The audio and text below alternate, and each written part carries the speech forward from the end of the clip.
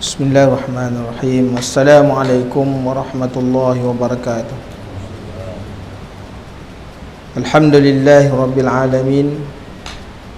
Wabihi nasta'in. Wassalatu wassalamu ala rasulil amin wa ala alihi wa sahbihi ajma'in.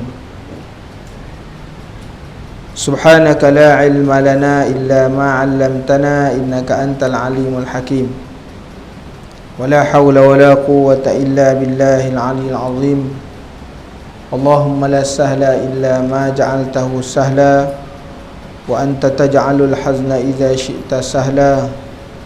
اللهم فقهنا في الدين وعلمنا التأويل. اللهم زدنا علما. أما بعد. Alhamdulillah, bersyukur kepada Allah Subhanahu wa taala. Dengan rahmat dan limpah kurnianya kita bertemu lagi dalam majlis yang diberkati oleh Allah Subhanahu wa taala. Dan hari ini kita berada pada malam yang dimuliakan oleh Allah. Malam yang dimuliakan oleh Allah yang disebut dalam daripada bulan-bulan yang terpilih, iaitu bulan Zulhijjah.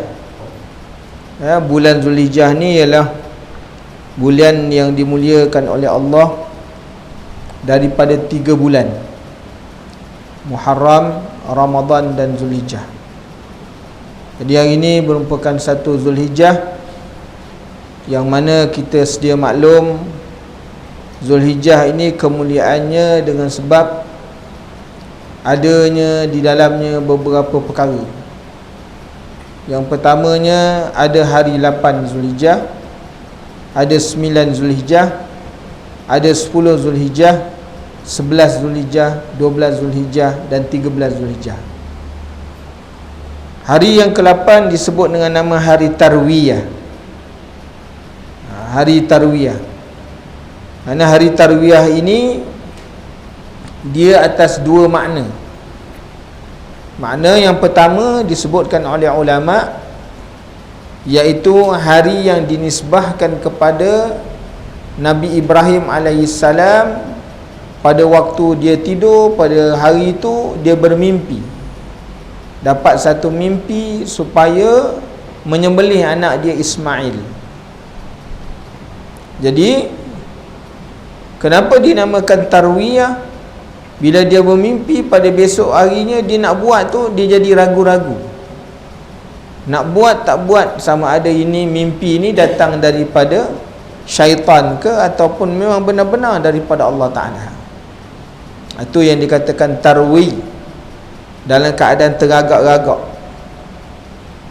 Juga dinamakan tarwiyah dia. Tarwiyah juga membawa maksud yang kedua yang disebut oleh ulama'. Pada ketika mana orang-orang dulu pergi haji, mereka akan transit di Mina, berhenti di Mina. Di Mina mereka akan menyediakan bekalan air untuk pergi ke Arafah. Jadi untuk pergi ke Arafah kena bawa air, sebab dulu air tak ada. Jadi di Mina mereka mengumpulkan air masak, air untuk minum sebagai bekalan, dinamakan tarau, kan? Jadi perbuatan mereka itu di Mina mengumpulkan air masak untuk sebagai bekalan diminum untuk dibawa ke Arafah. Perbuatan mereka itu dinamakan dia tarau, itu dia tarwi. Itu dinamakan dengan apa ni, pandangan yang kedua. Jadi tuan-tuan muslimin dan muslimat yang dirahmati Allah. Dan yang keduanya, Zulhijjah ni dengan sebab mulianya kerana di dalamnya ada hari wukuf. Ada hari wukuf, iaitu pada hari 9. Hari 9 merupakan hari wukuf. Kalaulah Ramadan itu mulia dia cuma 1 malam je, kerana adanya Lailatul Qadar, malam yang diturunkan Al-Quran dan malam yang Allah Ta'ala turunkan penentuan qadar bagi setiap orang, apa yang jadi dalam setahun. Bagaimana catatan hidup setahun ni. Itu dinamakan qadar, suratan, ya. Tapi kalau kita melihat Zulhijjah ni, dia mulia sebab apa? Pertama tadi hari yang ke-8, kan? Hari 8 ini biasanya jamaah haji. Hari ni kita tak pergi haji. Hari yang ke-8 biasa kita akan mula bergerak, kan? Pada selepas asar bergerak, untuk pergi ke Mina, masuk ke Mina. Ataupun kalau orang lewat, dia terus ke Arafah, masuk ke Arafah petang, atau mungkin sampai tengah malam.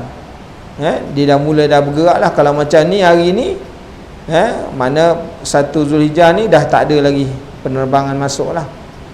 Dia kini ni hari dah masuk ni, orang dah mula dah. Pelakuan haji tu dah Mekah ni dah jadi sesak dah.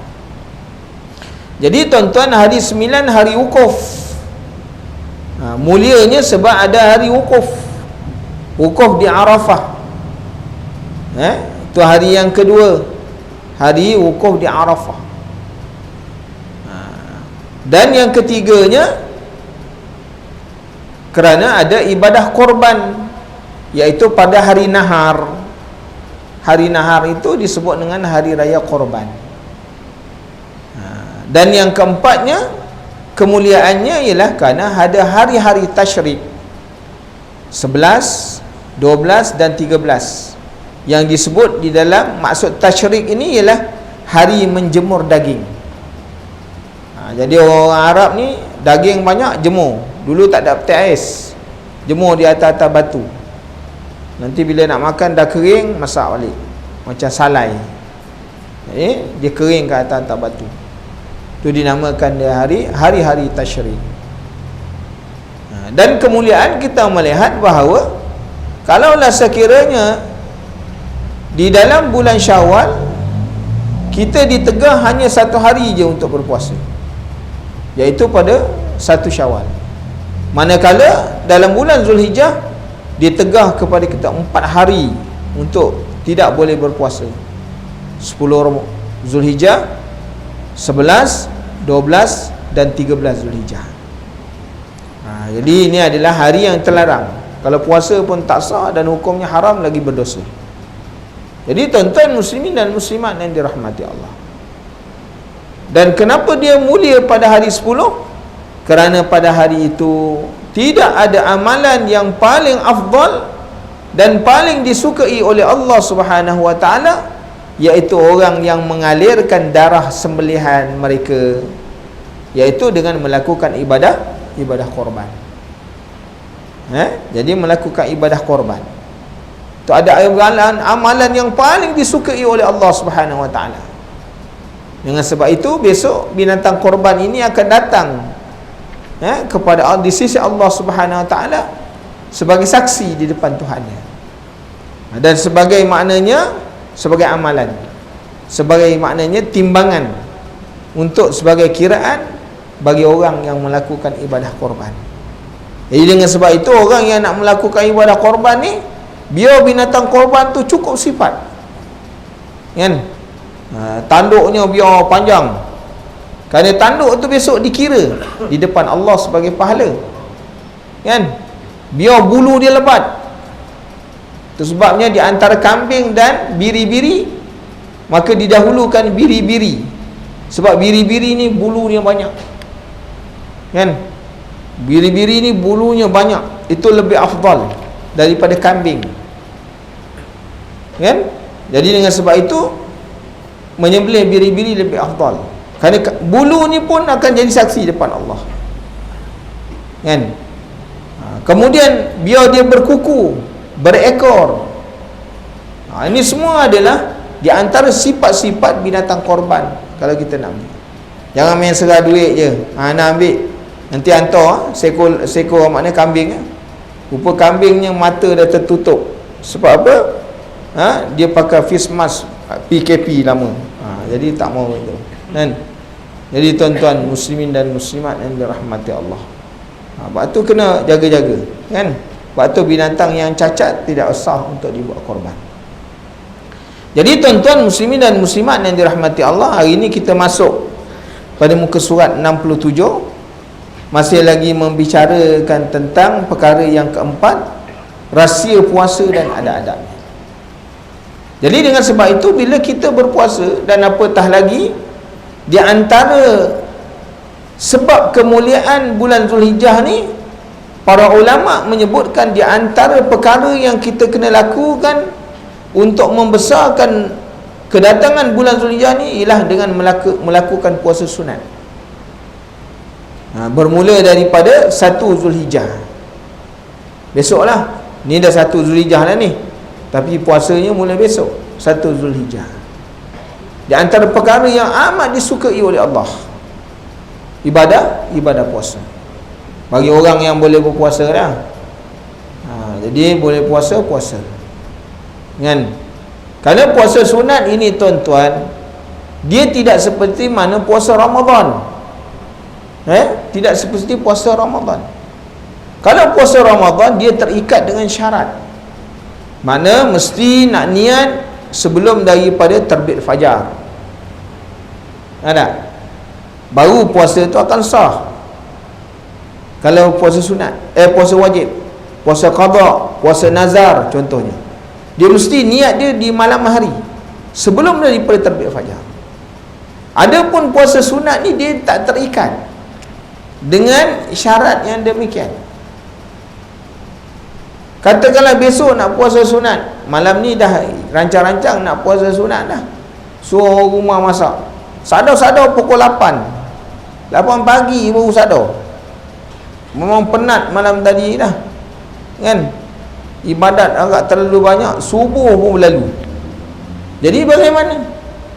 Boleh lagi seseorang itu melakukan puasa dengan syarat dia belum melakukan sebarang perkara yang membatalkan, contohnya makan, minum, atau perkara-perkara yang membatalkan.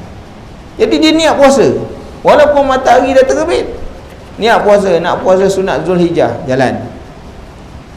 Tapi jangan dah 3 bungkus nasi lemak baru niat, itu tak sah lah tuan-tuan. Dia puasa sunat tak apa, kerana dia tak terikat selagi mana belum gelincir matahari. Jadi niat dah dikira orang berpuasa dah. Jadi tuan-tuan, puasa sunat ni dia lain. Sama juga dalam masalah semayang sunat. Kalau kita semayang tuan-tuan, kerana rukun semayang ni qamah, berdiri bagi orang yang berkuasa. Macam mana dia berkuasa, maka dia kena buat dulu. Tak mampu baru ganti dengan lain. Fa illam yastati', fa tu dia menyukakan jawab. Kalau tak mampu baru boleh pindah kepada perkara yang lain.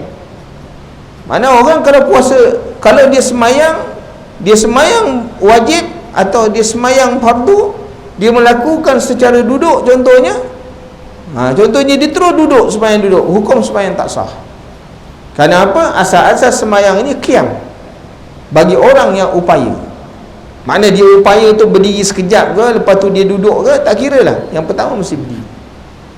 Dia tidak seperti mana sembahyang sunat. Sembahyang sunat ni tuan-tuan, dia tak terikat dengan rukun.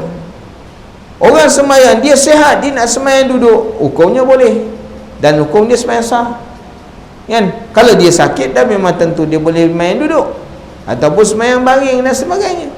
Cuma dalam kaedah orang yang sembahyang duduk, bagi dia ni mampu berkuasa, dia akan dapat separuh pahala daripada sembahyang orang berdiri. Itu perbezaannya. Dia jadi perbezaan. Jadi tuan-tuan muslimin dan muslimat yang dirahmati Allah, dalam puasa sunat ni dia tak meletakkan syarat. Maknanya mesti niat tu dijatuhkan pada malam hari sebelum daripada terbit fajar. Berdalilkan kepada perbuatan Rasulullah sallallahu alaihi wasallam. Satu hari Rasulullah balik daripada masjid, Rasulullah pun bertanya kepada isterinya Aisyah, "Wahai Aisyah, ada apa yang kita nak makan pagi ni?" "Ya Rasulullah, tak ada apa. Air pun tak ada, makanan pun tak ada." Maka Rasulullah kita puasa. Sedangkan pada waktu itu menjadi kebiasaan Rasulullah sallallahu alaihi wasallam keluar daripada masjid waktu duha. Rasulullah kalau keluar daripada masjid lepas duha baru keluar. Kan? Kita Pak Imam belum bagi salam dah balik. Kan? Tuan-tuan jadi maknanya Rasulullah dia keluar dari masjid tu waktu duha baru dia keluar. kan. Jadi itu perbuatan Rasulullah. Jadi pada waktu itu Rasulullah puasa sedangkan matahari telah maknanya dah naik dah masuk waktu duha dah. Itu ulama-ulama berpegang kepada dalil itu, menyebabkan mereka berkatakan bahawa dalam bab puasa sunat maka hukumnya harus dibolehkan. Tapi yang afdal kalau boleh dibuat sebelum terbit fajar, itu adalah lebih baik. Jadi tuan-tuan muslimin dan muslimat yang dirahmati Allah, maka kita melihat kata pengarang kitab ni, rahsia puasa dan adab-adabnya. Puasa ni melibatkan 3 tahap. Dia ada puasa orang umum, ada puasa khusus, ada puasa yang lebih khusus ataupun disebut khawas. Ini tak kira lah pada puasa sunat ke, puasa wajib ke, kan. Ini dia ada tingkatan puasa, kan. Sebab tu Rasulullah sebut Nabi SAW menyebutkan kam min sha'imin laisa lahu min shaumi illa ju' wal atash. Banyak orang puasa, sama ada puasa wajib, memang dah tentu dah masuk Ramadan orang akan puasa. Tak ada orang yang tinggal Ramadan, kecuali orang-orang yang tertentu lah, kan. Dan banyak juga orang yang berpuasa sunat. Tapi sejauh mana puasa sunat yang mereka lakukan itu menepati daripada 3 rukun yang kita sebut tadi, melibatkan 3 tahap yang tadi. Maka Rasulullah kata ramai orang yang berpuasa, kam min sha'imin laisa lahu min shaumi, berapa banyak orang yang puasa mereka tak dapat apa-apa daripada puasa dia, kan. Illa ju' wal atash, maknanya melainkan lapar dan dahaganya. Dia puasa, tak makan, tak minum. Itu erti orang puasa lah. Erti orang puasa. Saum ni dia maksudnya 2. Ada satu saum maksudnya dengan makna tak makan dan tak minum. Ada yang satu lagi saum ni dengan maksud tidak bercakap-cakap, kan. Jadi tuan-tuan muslimin dan muslimat yang dirahmati Allah, dan perlu juga maknanya kita menerangkan kepahaman kita hari ini, iaitu tentang waktu imsak.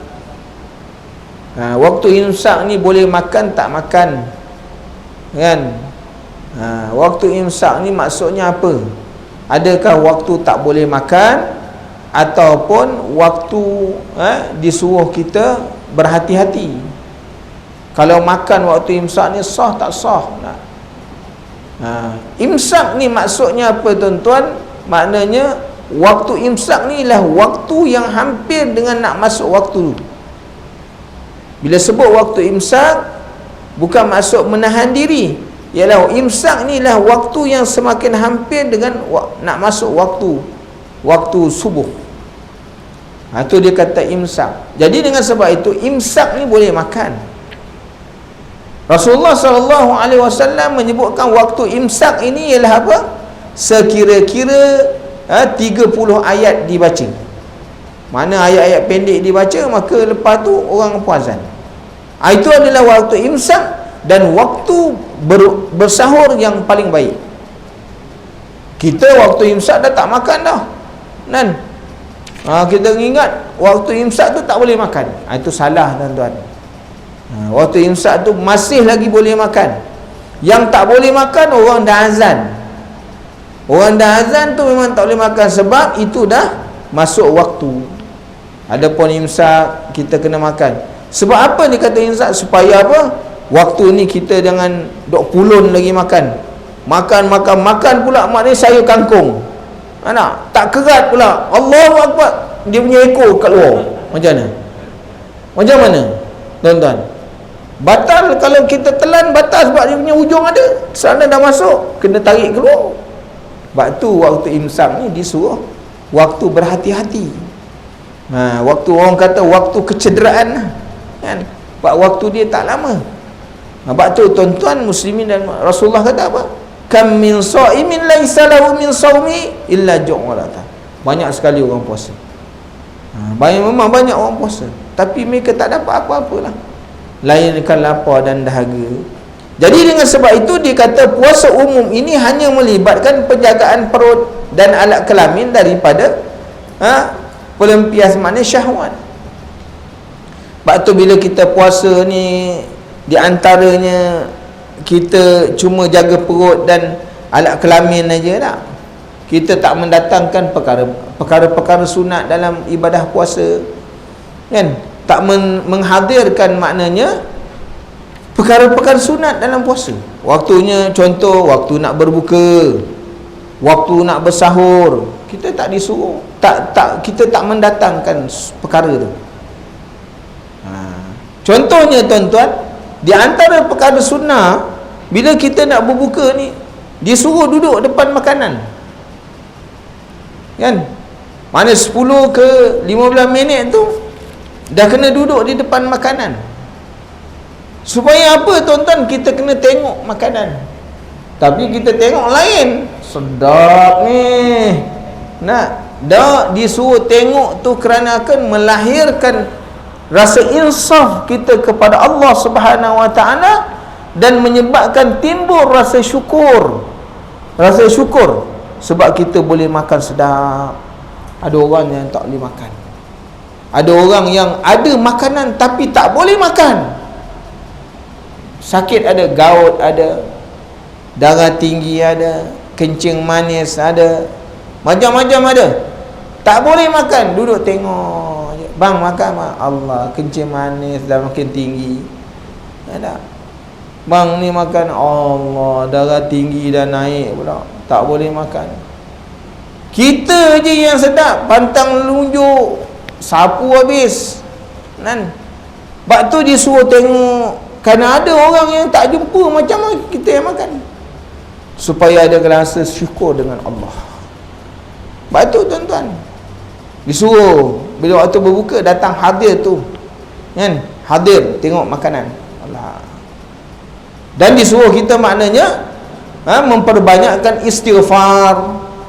Waktu nak berbuka banyakkan istighfar, kan?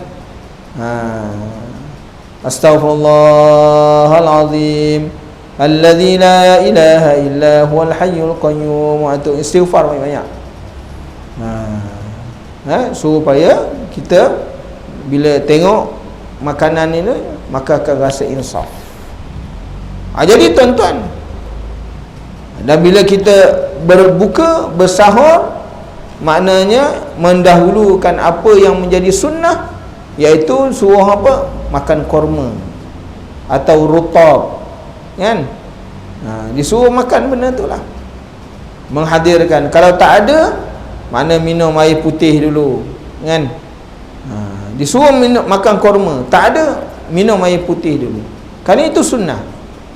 Lepas tu nak makan yang lain-lain tu terpulanglah. Dan kelaziman Rasulullah sallallahu alaihi wasallam, Rasulullah akan makan beberapa biji buah tamar, minum, kemudian Rasulullah terus mendirikan solat. Rasulullah terus mendirikan solat. Nanti kalau nak Rasulullah nak makan, Rasulullah makan lain. Jadi kita kena tengok sunnah-sunnah ni.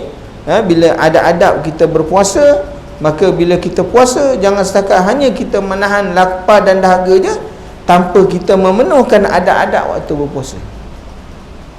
Waktu berpuasa ni jangan sampai tak memenuhkan adab. Ada sembahyang kita jaga, kan? Maknanya orang yang berpuasa tapi tak sembahyang, tak sempurna lah tuan-tuan. Dia sembahyang tapi tak puasa, dia puasa tapi tak sembahyang, kan? Kan Rasulullah sallallahu alaihi wasallam menyebutkan as-salatu imaduddin. Sembahyang ni kan tiang agama. Mana orang yang berpuasa kalau dia tak sembahyang, dia dah meruntuhkan agama dia, kan? Seolah-olah tidak bernilai puasa itu tu, kan? Jadi tuan-tuan muslimin dan muslimat yang dirahmati Allah, antara perkara yang perlu dijagalah. Jadi ini adab yang kita kena lihat, kan? Kemudian puasa khusus ialah menjaga lidah, tangan, kaki, telinga dan penglihatan, malah seluruh anggota badan daripada sesuatu yang mengundang dosa. Jadi orang yang berpuasa khusus ni ialah bukan setakat jaga tak makan, tak minum, ataupun menjaga alat kelamin daripada syahwat, tetapi jaga lidah, jaga tangan, jaga kaki, jaga telinga, jaga penglihatan, sepanjang daripada dia berpuasa tadi, dia menjatuhkan niat pada pagi harinya, daripada mula terbit fajar sampai terbenam matahari. Dia jaga supaya terkawal, kan? Keadaan dia terkawal supaya jangan anggota-anggota panca indera dia yang 7 tadi melakukan dosa yang boleh menyebabkan berlakunya kurang pahala puasa. Pahala puasa tu akan berkurangan. Puasa dia sah, sebab dia belum melakukan perkara-perkara yang membatalkan, tapi dari sudut pahala ataupun imbuhan yang dapat jadi berkurangan. Ini kalau orang boleh menahan keadaan-keadaan panca indera yang 7, dia boleh kawal sampai maknanya terjaga daripada melakukan dosa, maka dia telah sampai kepada satu makam puasa yang dinamakan puasa khusus. Puasa orang khusus. Dan yang ketiganya disebut khususul khusus ataupun puasa orang yang khawas ini tadi, iaitu berpuasa hati daripada himmah yang keji. Makna ada prasangka, ada maknanya syak wa sangka, ada niat yang tak baik dalam hati kita ni, kan? Iri hati, ada perasaan hasad, dengki, riak, ujub yang boleh merosakkan. Benda tu tak nampak sebab benda hati kita, kan? Fikiran-fikiran yang menjauhkan daripada seseorang daripada Allah Subhanahu wa taala. Jadi fikiran, kalau kita semayang tu kan fikiran kita, makna kita jaga. Ada yang fikiran dia waktu dia semayang di luar daripada perbuatan semayang. Dia semayang tapi pemikiran dia di luar daripada semayang, mana dia tak masuk dalam. Bila dia angkat takbir tu macam-macam bermain dalam ingatan dia, kan? Dalam ingatan dia tu bermain, macam-macam. Ni lepas ni, orang rumah tadi tadi dia kata, abang kalau lepas isyak balik belajar jangan lupa beli nasi goreng. Jadi dia dalam semayang, Allah Akbar, nasi goreng Cina ke nasi goreng apa orang pesan, dia je gitu, dia jadi gitu. Dia ingat sampai salam tu nasi goreng Cina ke nasi goreng Hong Kong tadi. Dia tak habis-habis gitu sampai bagi salam. Dia tu maknanya dia punya pemikiran tu bermain di luar, dia tak masuk dalam semayang dah, kan? Itu sebabnya hikmah kenapa bila kita semayang ada takbir intiqalat. Kita semayang ni ada takbir yang wajib takbir ni sekali je, dinamakan dia takbiratul ihram. Tapi kenapa ada takbir intiqalat? Iaitu supaya bila kita takbir intiqalat ni akan menggerakkan hati kita balik supaya ingat kepada Allah. Sebab itu kita semayang Allahu Akbar, rukuk, sami Allahu liman hamidah, turun Allahu Akbar, supaya apa? Ingatan kita tu kembali balik kepada Allah. Yang tadi dah melayang pergi mana-mana, dah pergi kat kedai, dekat warung, dah semua apa, bila sebut Allah, aku semayang ni, ingat balik Allah. Allah Maha Besar. Sebab dalam semayang tu kita kena membesarkan Allah, kan? Bukan membesarkan warung, membesarkan makanan, membesarkan makhluk. Jadi maknanya bila ingat Allah Ta'ala masuk balik. Sekarang beri lama kan, dia jalan balik, kan? Keluar balik, pergi balik, meronda balik, kan? Rokok Allahu Akbar, masuk balik, mengingatkan balik kita kepada Allah Subhanahu wa taala. Jadi tuan-tuan muslimin dan muslimat yang dirahmati Allah, jadi orang yang puasa khususul khusus ini ialah orang yang puas hati daripada himmah yang keji. Mana hati dia tak ada buat syahwat sangka, kan? Tengok aku je, orang lain tak puasa, aku boleh puasa, kan?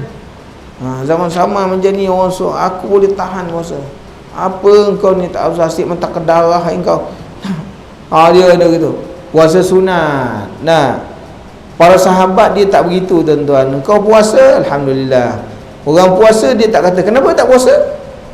Yang puasa pula, asal puasa ni kan senang, kan? Tak susah. Ni kenapa puasa? Kita kan musafir. Tak ada, semua pakat diam aja. Kerana apa? Kerana dia ada ilmu. Jadi dengan sebab itu jangan orang puasa mempelikirkan orang tak puasa. Orang puasa, orang tak puasa pula jangan mempelikirkan orang puasa. Jadi jalan. Siapa ndak pahala kerja, ndak akhirat, jalan buat. Jadi tuan-tuan muslimin dan muslimat yang dirahmati Allah, dan fikiran-fikiran yang menjauhkan seorang daripada Allah dan memendung daripada sesuatu selain daripada Allah Subhanahu Wa Taala secara keseluruhannya. Mana orang ini, orang yang masuk puasa khusus ni, dia boleh tahan daripada makan dan minum, daripada maknanya nafsu syahwat, dia boleh menahan daripada 7 anggota tadi, panca indera yang 7. Tapi bukan setakat itu je, hati juga dipuasakan, pemikiran juga dipuasakan. Nak sampai kepada ni kena latihan yang banyak, mujahadah yang besar tuan-tuan, muslimin dan muslimat yang dirahmati Allah. Maka di antara adab puasa khusus ialah menutup pandangan mata. Bukan tutup mata ni tuan-tuan duduk jalan tutup, habis kena gadak dengan orang kan. Ataupun ambil face mask ni tutup mana, tak nampak jalan. Itu bukan. Maksud menutup pandangan mata ini, jangan memandang kepada perkara yang diharamkan. Apa perkara yang diharamkan? Melihat aurat yang tak boleh kita lihat, kan? Memandang perempuan-perempuan yang tak boleh kita pandang dia, kan? Yang tak layak lah kita pandang.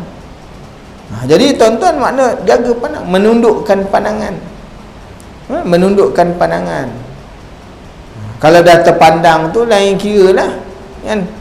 Sebab hadis Rasulullah SAW menyebutkan bahawa pandangan ni kan daripada anak-anak panah iblis, kan? Jadi bahaya tu. Dia siham min sihab iblis. Jadi dia daripada anak-anak panah. Kuasa pandangan ni dia bahaya. Sebab tu kalau nak dapatkan maknanya mudah hati ni ingat kepada Allah, boleh tahan mata daripada pandangan, maka Allah Ta'ala akan mencerahkan hati, memasukkan hidayah, nur dalam hati kita, kan? Tapi kalau tak boleh pandang, tak boleh jaga, itu susah. Sebab tu kalau orang menghafal Quran ini tuan-tuan, belajar ilmu ni, itu adalah satu perkara yang amat mustahak dijaga, kan? Dia mesti menjaga, itu amat mustahak. Kerana itu menyebabkan maknanya dia hati dia jadi tajam atau tidak. Maksud tajam ni makna dia mudah ingat apa yang dia belajar, apa yang dia hafal dia mudah ingat.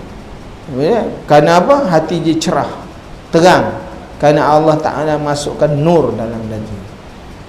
Jadi kalau hati kita gelap, cahaya nak masuk dalam tempat gelap, mana boleh? Tak boleh.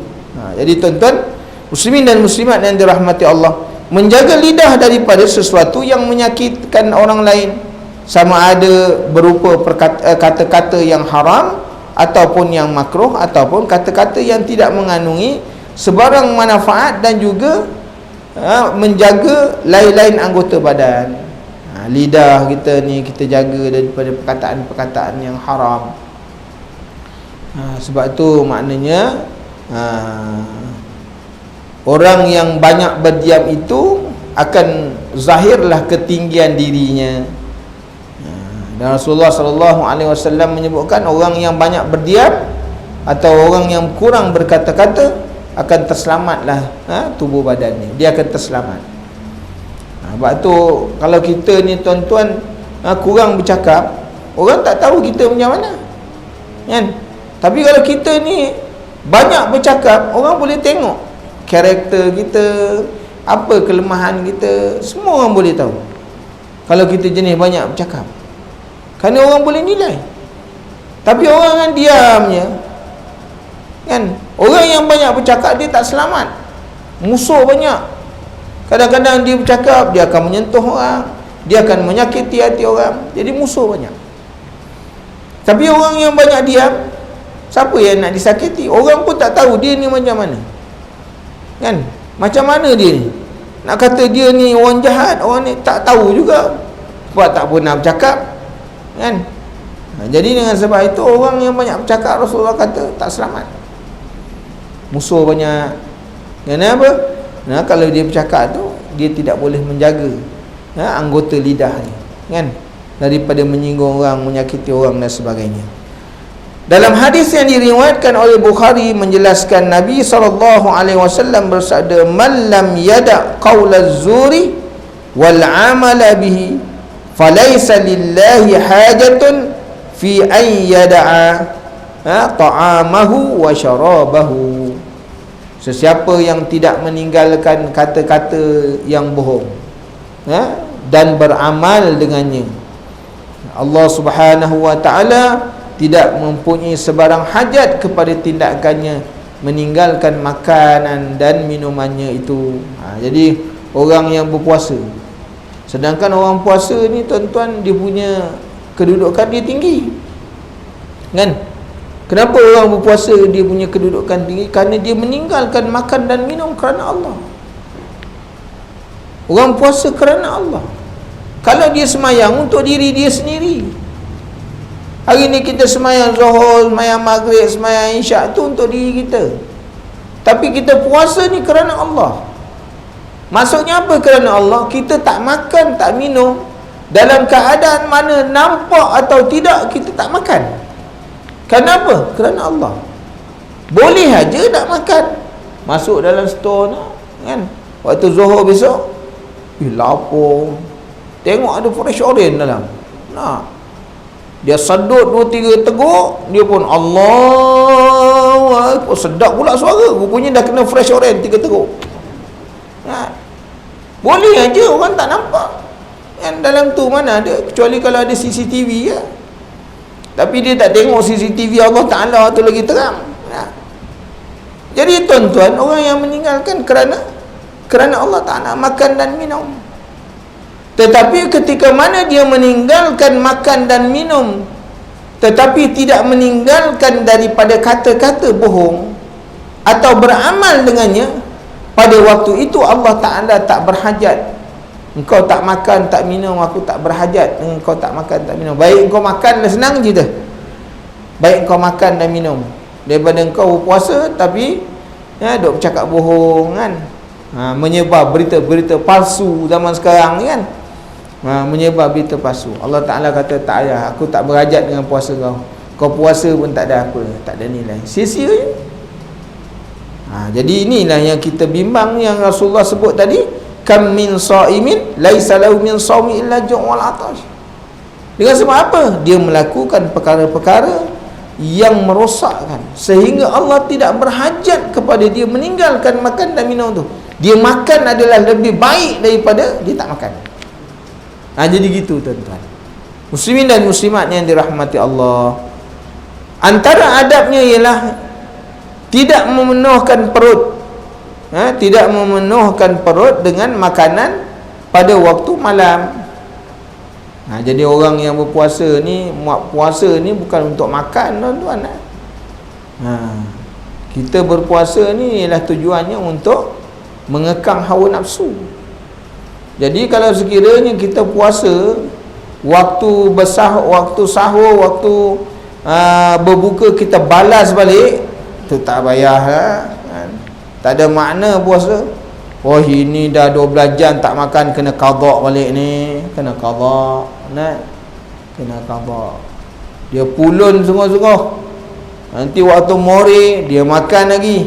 Pak Imam tak, Bilal Allahumma shalli ala Muhammad, dia dah 3 cawan belakang kan, mi separuh daripada tu dah habis dia makan. Kang ambil satu witir dia, lepas witir sambung, orang sambung, dia pun sambung juga. Jadi tuan-tuan, bukan untuk syahwat, bukan makan minum kan, tak ada faedah kan, tak ada faedah. Jadi maknanya jangan memenuhkan, di antara adabnya orang berpuasa, jangan memenuhkan perutnya dengan makanan pada waktu malam. Bahkan dia kata makan makanan sekadar yang diperlukan sahaja, kerana tidak ada satu bekas yang dipenuh oleh anak Adam yang lebih buruk daripada perut. Orang yang memenuhkan perut dengan makanan itu, tak ada tempat yang paling buruk lah pada kita. Apa makan, masuk dah jadi Southern West kan. Jadi tuan-tuan, kan adab orang Islam mukmin makan ni, dia makan ketika mana rasa lapar, dan berhenti sebelum kenyang. Orang Islam ni dia makan satu perut, tuan-tuan. Kan? Orang Islam ni dia makan satu perut. Orang bukan Islam makan dengan dua perut. Maksud apa makan dua perut? Dia makan kerana memang tu makna dia hidup untuk makan, dan yang keduanya makan kerana nafsu. Orang Islam tak, dia makan ketika mana dia rasa lapar, dia berhenti sebelum kenyang. Dan ni nak kenyang, berhenti. Berhenti. Tak ada suap lagi. Nak. Orang kata boleh? Boleh sikit je. Sikit-sikit tu 4 pinggan apa? Nak. Sikit je. Tak apa, sikit je. Boleh lah sikit dah. Sikit je. Sikit tu 4 pinggan apa? Sedap ni kan. Boleh, ustaz boleh lagi. Tolak kuih kat ustaz. Anak kenyang ni, kenyang kaut juga tu. Jadi tuan-tuan muslimin dan muslimat yang dirahmati Allah. Jangan kita kalau perut di dunia ni kenyang sepanjang masa, dibimbangi besok di akhirat kita akan jadi orang yang berlapar. Jadi tuan-tuan kena rasalah berlapar hidup kat atas dunia ni selalu. Macam mana cara orang mukmin berlapar? Puasa lah. Sebab tu dalam Islam ni sunnahnya, kalau tak boleh puasa Isnin Khamis, sekurang-kurangnya 3 hari dalam sebulan berpuasa. Sunnah. Kalau tak boleh puasa Isnin Khamis, sekurang-kurangnya 3 hari dalam sebulan. Yang dinamakan puasa sunat bayat, puasa sunat putih. 13, 14, 15. Kalau tak nak buat macam tu, tak apa, sebulan juga puasa 3 hari. Ambil di awal 1 hari, di tengah 1 hari, di ujung 1 hari. Kan? Maknanya hari pertama buat, hari yang ke-11 buat, hari yang ke-29 atau hari yang ke-30 buat. Lama tu, lapar tu. Dia bagi kenyang tu 10 hari kenyang. Tuan-tuan, lapar sehari ya. Ataupun tak nak buat macam tu, 3 hari di awal, puasa 3 hari. Ataupun 3 hari di tengah, atau 3 hari di ujung. Boleh, tak ada masalah. Yang pentingnya 3 hari puasa. Jangan sampai tak puasa langsung. Kerana itu sunnah Rasulullah SAW. Rasulullah berwasiat kepada Sayyidina Ali, dan Rasulullah berwasiat kepada Abu Huzaifah, jangan kau tinggalkan puasa 3 hari dalam sebulan. Rasulullah tak suruh puasa 3 hari itu mana-mana. Puasalah 3 hari mana-mana yang kita nak.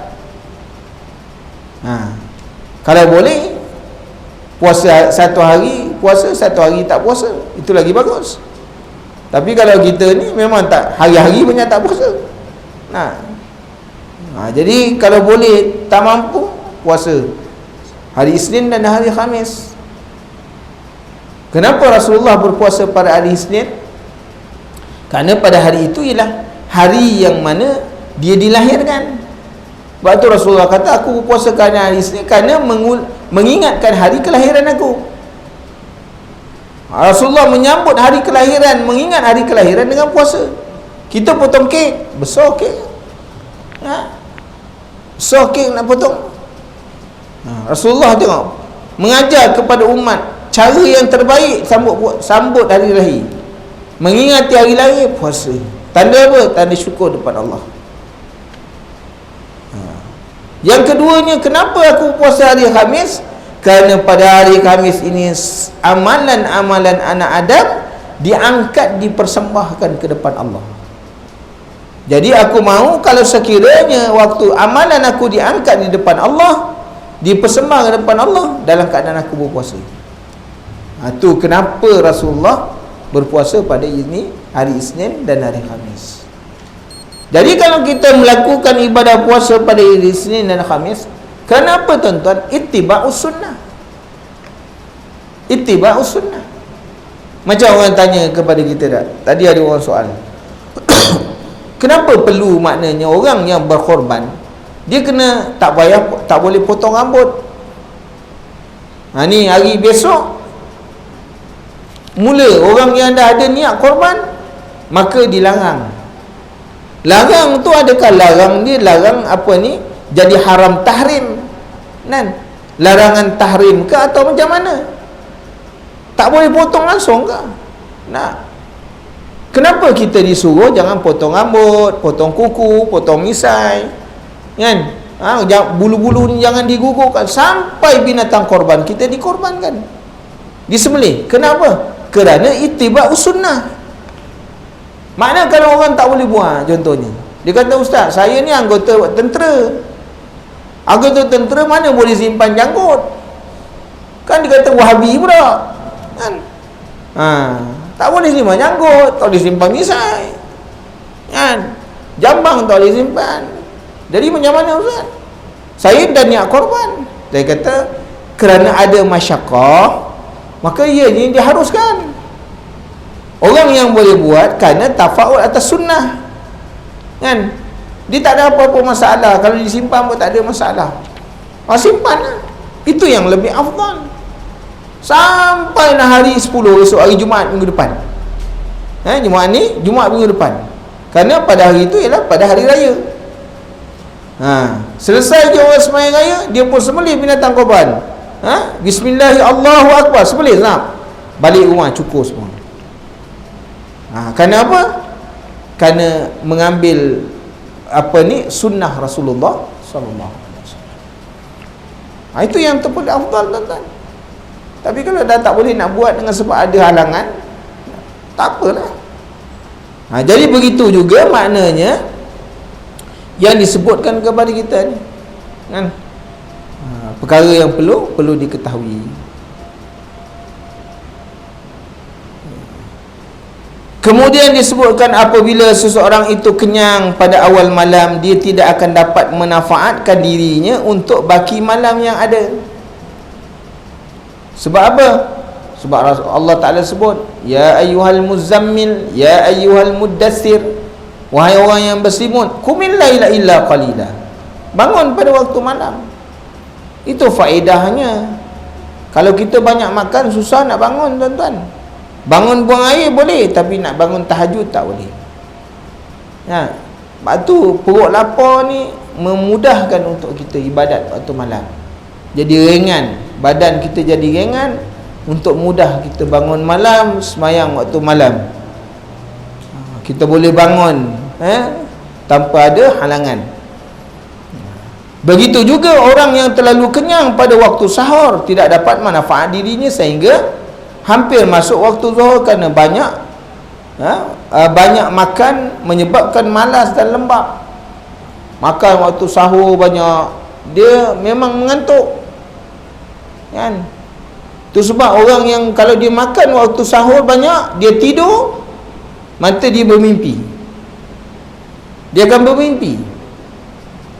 Ihtilam, dia akan ihtilam, keluar mani, sebab dia makan terlalu banyak. Sebab tu orang yang makan terlalu banyak jangan tidur, nanti dia bermimpi. Nak kena mandi hadap besar pula, kan? Jadi tuan-tuan muslimin dan muslimat yang dirahmati Allah, seterusnya dikata apa? Akan luput maksud utama berpuasa akibat banyak makan itu. Padahal maksud utama puasa ialah agar seorang menguasai kelaparan dan meninggalkan segala perkara yang disukai oleh nafsu. Dan yang tak akhirnya puasa sunat, berhubung dengan puasa sunat, disunatkan memastikan ia dilakukan pada hari-hari yang mulia. Jadi inilah hari 1 hingga hari 9. Kerana kita sampai ni, tuan-tuan, disebutkan bahawa tidak ada amalan yang paling disukai oleh Allah Ta'ala. Tidak ada amalan yang paling disukai oleh Allah Ta'ala melainkan orang yang melakukan ibadat pada 1 hingga 10 Zulhijjah. Hingga 1 hingga 10 Zulhijjah. Tak ada amalan yang paling disukai oleh Allah, kan? Lepas tu buatlah apa-apa amalan. Maka sebab tu ulama-ulama mengatakan di antara amalannya apa? Sembahyang sunat, jaga qabliyah, jaga ba'diyah, solat rawatib, jaga duha, jaga solat tahajud, sembahyang sunat tasbih, sembahyang sunat wudu, kan? Jagalah tuan-tuan. Sembahyang jaga. Witir. Dulu kita buat witirnya waktu Ramadannya. Ni masuk ni. Sembahyang sunat witir. Kalau tak boleh nak buat kat subuh nanti takut terlepas, sembahyang lepas isyak sembahyang witir. Kan? Pahala je besar di sisi Allah Subhanahu Wa Taala. Yang keduanya apa? Memuliakan Zulhijjah ni puasa. Suruh puasa. Yang ketiganya suruh banyakkan zikrullah. Zikrullah ni dia sama ada tasbih, sama ada tahmid, tahlil atau takbir. Kan? Nak buat empat-empat boleh. Subhanallah, alhamdulillah, la ilaha illallah, Allahu akbar. Pusing kan? Allahu akbar, subhanallah, la ilaha illallah, Allahu akbar. Boleh, pusing mana-mana pun boleh. Allahu akbar, subhanallah, subhanallah. Boleh belaka. Dia tak kira tuan-tuan. Yang penting tu tasbih tu. Kerana itulah tasbih yang dituntut memperbanyakkannya pada bulan Zulhijjah. Daripada 1 hingga 10. Kan? Daripada 1 10 itu antara tasbih. Jadi tuan-tuan muslimin dan muslimat yang dirahmati Allah, banyakkan selawat kepada baginda Rasulullah sallallahu alaihi wasallam. Kan? Banyakkan selawat dan banyakkan istighfar. Istighfar ni antara istighfar yang paling mudah tuan-tuan. Kan? Tapi pahalanya besar. Astaghfirullah lil mu'minina wal mu'minat. Satu istighfar yang paling mudah dilafazkan.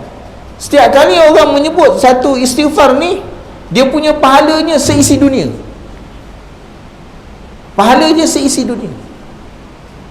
Disebutkan makna orang yang ada dalam dunia, dia punya pahala dia, tak kira yang hidup maupun yang mati. Kalau hari ni tuan-tuan, kalau tuan-tuan sebut astaghfirullah lil mu'minina wal mu'minat, orang Islam ada berapa juta kat dalam dunia? Katakan 1.5 bilion. Itu yang hidup, yang mati ni. Bayangkan kalau kita sebut 100 kali, 200 kali, 300 kali. Kan? Tak usah banyak lah tuan-tuan, 10 cukup lah kan. Main ratus ni nampaknya memang tak ada lah. Kan? Bukan ada, tak ada lah. Kan? Jadi tuan-tuan bayangkan, pahalanya besar. Sebahagian daripada hari-hari yang mulia tersebut terdapat sepanjang tahun, seperti puasa 6 hari dalam bulan Syawal, dah lepas. Melaksanakan puasa wajib bulan Ramadan, dah lepas. Puasa sunat pada hari Arafah, ni belum lagi. Kan? Pada 10 pada hari daripada Zulhijjah. 10 hari pada Zulhijjah. Mana bulan 9 Zulhijjah, 10 Zulhijjah. Dan puasa bulan Muharram. Bulan Muharram belum sampai lagi. Bulan Ogos besok. Kan? Kalau panjang umur. Sebahagiannya pun berulang pada setiap bulan, seperti mana hari putih yang 3, 11, 12, 13. Sebahagiannya berulang pada minggu, Isnin dan Khamis. Puasa sunat yang paling utama sekali ialah puasa sunat Nabi Allah Daud. Macam mana puasa sunat Nabi Allah Daud? 1 hari puasa, 1 hari buka, 1 hari puasa, 1 hari buka. Kalau boleh buat macam tu, jalan. Kan? Tuan-tuan, orang yang berpuasa ni, Allah Ta'ala menyediakan pada dia satu pintu. Dalam syurga ni ada satu pintu yang khas untuk orang yang ke atas dunia rajin puasa. Apa nama pintu tu? Nama pintu tu Ar-Rayyan. Orang lain tak boleh masuk ketika mana masuk dalam syurga besok. Cuma orang yang berpuasa, yang rajin berpuasa dekat atas muka bumi, dia akan masuk melalui pintu tu. Orang lain tak boleh masuk. Pintu apa? Pintu Ar-Rayyan. Pintu Ar-Rayyan ni tuan-tuan, dia punya luas je. Kan? Dia punya luas satu pintu kepada satu pintu tu 700 km jauh dia. Kan? Beberapa hari perjalanan tu. Kita nak tahu. Bayang punya besar. Orang boleh masuk. Satu daun pintu. Itu satu kehebatan dan kemuliaan yang Allah Ta'ala nak bagi kepada apa? Orang yang rajin berpuasa. Kalau kita ni bukan makam so'imun tuan-tuan, sekurang-kurangnya masuk dalam bulan-bulan yang macam ni, rebutlah peluang. Kalau tak boleh tiap-tiap hari daripada satu Zulhijjah, sekurang-kurangnya makna marking dalam kita punya minda, masuk hari 8, hari 9, puasalah, supaya kita mendapat fadilat, kelebihan daripada bulan Zulhijjah, insya-Allah. Jadi Mudah-mudahan Allah Ta'ala beri taufik dan hidayah kepada kita, insya-Allah. Panjang umur kita bertemu lagi, insya-Allah. Dan kita di Masjid Negeri malam ni kita akan mula makna mengadakan program qiyam sampai pada 10 Zulhijjah, insya-Allah. Jadi sesiapa yang ada ke lapangan boleh datang jam 3.30 pagi, insya-Allah. Bismillahirrahmanirrahim. Alhamdulillahirabbil alamin. Wassalatu wassalamu ala asyrafil anbiya'i wal mursalin wa ala alihi wa sahbihi ajma'in. Allahumma inna nas'aluka ilman nafi'an wa rizqan thayyiban wa amalan mutaqabbala. Allahumma faqihna fid din wa 'allimna ta'wil. Subhanakallahumma wa bihamdika asyhadu an la ilaha illa anta astaghfiruka wa atubu ilaik. Subhana rabbika rabbil izzati amma yasifun wa salamun alal mursalin walhamdulillahi rabbil alamin. Barakallahu fikum. Assalamualaikum warahmatullahi